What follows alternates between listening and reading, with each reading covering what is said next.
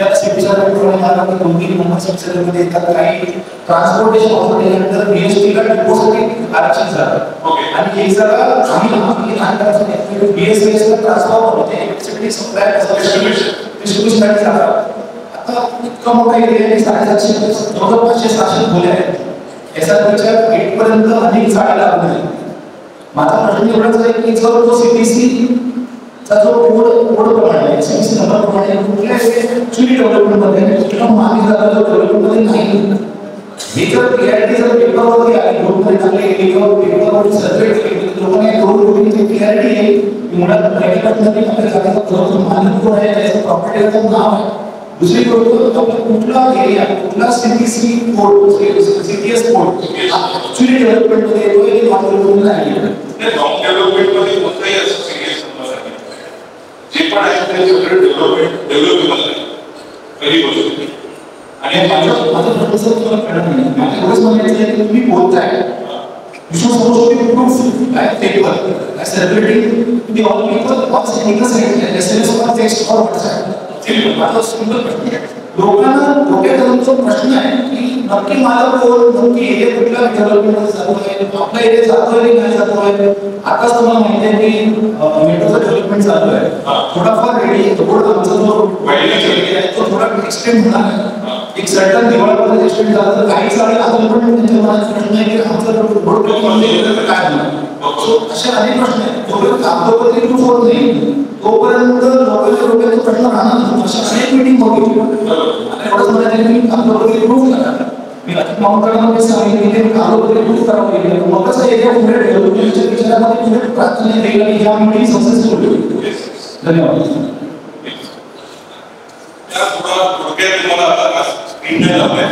हा DP plan आहे मला दिसतंय की नाही मला सॉरी तर हे डीपी प्लॅन आहे. डीपी प्लॅन मध्ये हे जे एरिया आहे हे ग्रे पार्ट दिसतंय का थोडा पुढे जे प्रश्न होता ना ते हे ग्रे पार्ट आहे ना हा ट्रान्सपोर्ट हा जो डीपी प्लॅन आहे हा तुम्ही एका ग्रुपवर टाकलेला होता आपल्याकडे काय व्हॉट्सअपवर नंतर व्हॉट्सअपला आपल्या लोक तो बघू शकतो आता पण आपल्या रिझल्टमध्ये मोबाईलमध्ये अवेलेबल आहे नाहीतर हा ग्रुपमध्ये तुम्ही आताच टाकावा म्हणजे तो सगळ्यांच्या हातामध्ये मोबाईलमध्ये क्लॅरिटी येईल कुठला नक्की पार्ट ग्रेमध्ये आहे कुठला ऑरेंजमध्ये कलरमध्ये काही कळत नाही कुठला पार्ट ग्रेमध्ये ऑरेंजमध्ये हा म्हणजे पर्टिक्युलर सिटीच्या नंबरसाठी मला डीपी नंबर काढावा लागेल. जर तुम्ही आता सर्वांना सांगा त्याच्या मोबाईलमध्ये ओपन करा त्याच्याकडे आहे अवेलेबल आहे का सगळ्यांकडे सगळ्याकडे ओपन स्क्रीनवर टाकण्याची गरज नाही त्याने actually correct video screen available असल्यामुळे त्याच्याकडे मोबाईलमध्ये आहे आपल्या लोकेशनचं तुम्हाला माहिती आहे तुम्ही कुठे राहतात मला तर माहिती नाही म्हणजे हा स्टार्टिंग झालं जेबी हे स्मशानच्या समोर या रिझर्वेशन आहे हा आरटी म्हणून लिहिलेला आहे. आरटी मध्ये रिजनल ट्रान्सपोर्ट हे रिझर्व फॉर ट्रान्सपोर्टेशन म्हणजे आपलं जे एसटी बस आहे वेगवेगळे पब्लिक सर्व्हिस पब्लिक ट्रान्सपोर्टसाठी जे बस वापरतात गव्हर्नमेंट त्यासाठी हे रिझर्वेशन. आता याच्यामध्ये ब्ल्यू कलरचा एक बाउंड्री दिलेलं आहे ते तेवढंच एरिया रिझर्व आहे त्याला आपण छोटं करू शकतो थोडंसं चेंज करू शकतो त्याला रिशेड्यूल करू शकतो.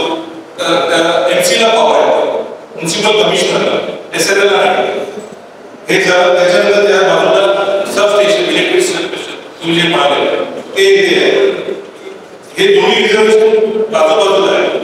तुमचे जे लोकेशन आहे आता जे पण तुमचं लोकेशन तुम्हाला माहिती आहे की तुम्ही कुठे राहता तर या बाजूला ग्रे पार्टला की ऑरेंज पार्टला तुम्हाला माहिती आहे समजलं ओपन केलं का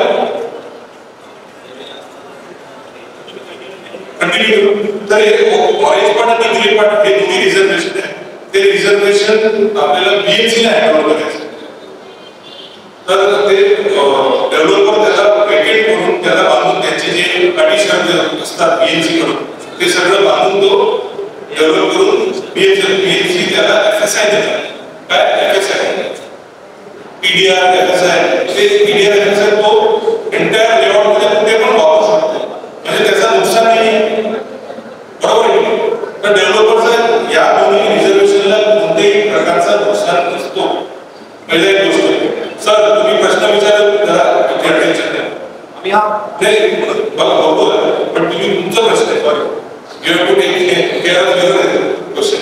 तर असं आहे की हे जे आता काय बोलतो की हे सगळं तुम्हाला रिझर्वेशन हँडओव्हर करावं लागेल तुम्हाला बीएमसी आणि त्यांच्या ऐवजी तुम्हाला हे भेटणार FSID इंडिया जे तुम्ही कुठे पण वापरू शकता. म्हणजे बिल्डरचं काही नुकसान नाही बरोबर तर तो हॅपीली हँडओव्हर करू शकतो. आणि जे इकडचे जे स्लम आहे एन्क्रोचमेंट ते काढण्यासाठी पण त्याला एक एक्स्ट्रा ऍडिशनल FSI भेटतं. तर त्याला काय नुकसान तो हे काढून तुमचे इथे डेव्हलपमेंट आहे त्याच्याकडे इथे पण प्लॉट आहे तो तिकडे शिफ्ट करू शकतो. झालं की हे शिफ्टिंग होणार तुमचा तिकडून शिफ्ट होणार आणि राईट हँड साईडला जाणार तुम्ही वरच्या साईडला. ठीक आहे तुम्ही आता म्हणाल त्याप्रमाणे हँडओव्हर करायचं तो प्रोसिजर हे नक्की कोण बीएमसी करून तिथे बिल्डर करू. अच्छा म्हणजे इन शॉर्ट बिल्डर करणार बिल्डर चाल मालकचा SRA मध्ये काही राईट्स नाही. तुम्ही पहिला हे कार्ड बनवून घ्या. जसं स्लम इम्प्रुव्हमेंट ऍक्ट मध्ये तुमचं गॅजेट झालं चाल मालकाचा कोणताही right land owner is a boss.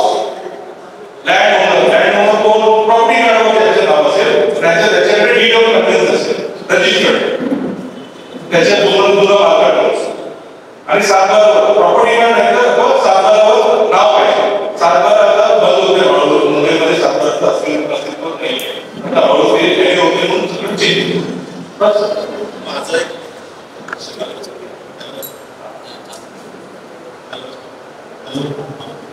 एक प्रश्न आहे की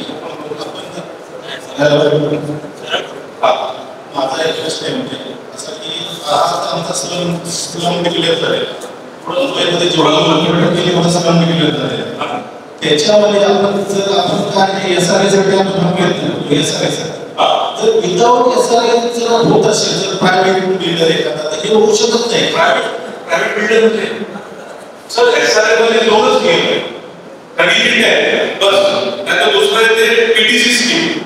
PTC स्कीम करून करणार नाही तुम्हाला ते इकडे नाही देणार बाहेर पुढे ट्रान्सफर काय उपयोग. SR 30 मध्ये असं चाललं नाही तुम्हाला तिथेच बांधून द्यायचं तर ते बेनिफिट घेणार आणि त्याच्यामध्ये 27.88 स्क्वेअर मीटर म्हणजे त्याचा कन्व्हर्जन आहे 305 कार्पेट एरिया तुम्हाला फ्री मध्ये भेटेल. आणि 40,000 रुपये तुमच्या नावाने डिपॉझिट आणि रेंट थ्रू SR म्हणजे तुम्ही पात्र झाला तर SRA तुम्हाला डायरेक्ट अकाउंट मध्ये देणार पैसे. बिल्डरकडे जायचं नाही आजपासून की मला भाडा दे नाही आता नियम बंद झाले बरोबर. तर एवढं चांगलं स्कीम आहे तुम्ही प्रायव्हेटला कशाला बघताय तुमचं काय त्याच्यात म्हणजे शंका असेल तर ती काढून टाकायला काय बरोबर आहे तुमचं.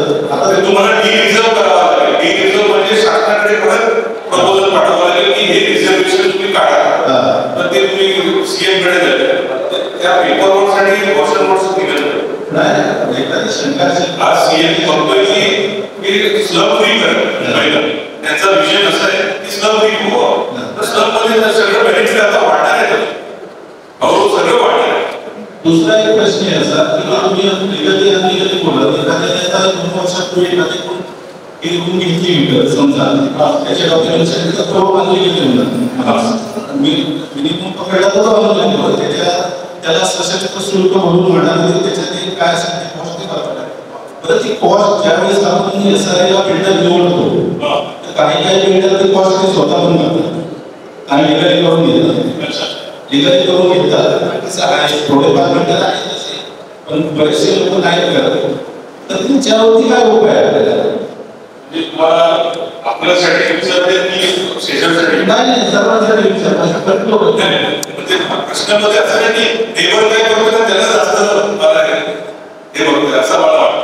बघा बिल्डर करत असेल तर त्याच्या मागे एजन्सीज आहेत त्याला पात्र कसं करायचं काय हे पुरावा बघण्यासाठी इलेक्शन डिपार्टमेंट आहे कॉम्पिटंट ऑथॉरिटी डेप्युटी कलेक्टर असते.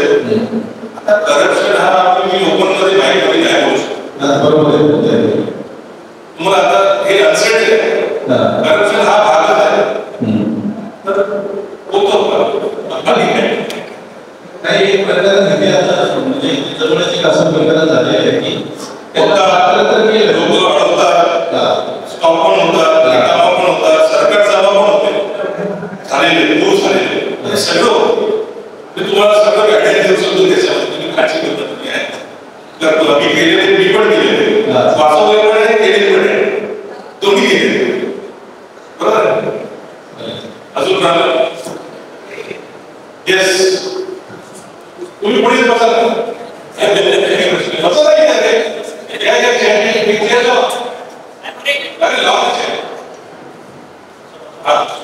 आता तुम्ही बोललात की एसआरएची जे काही इमारत आहे ती त्या ठिकाणी बांधलेला सीकेएस नंबर हा त्या लेआउट एक लेआउट असते.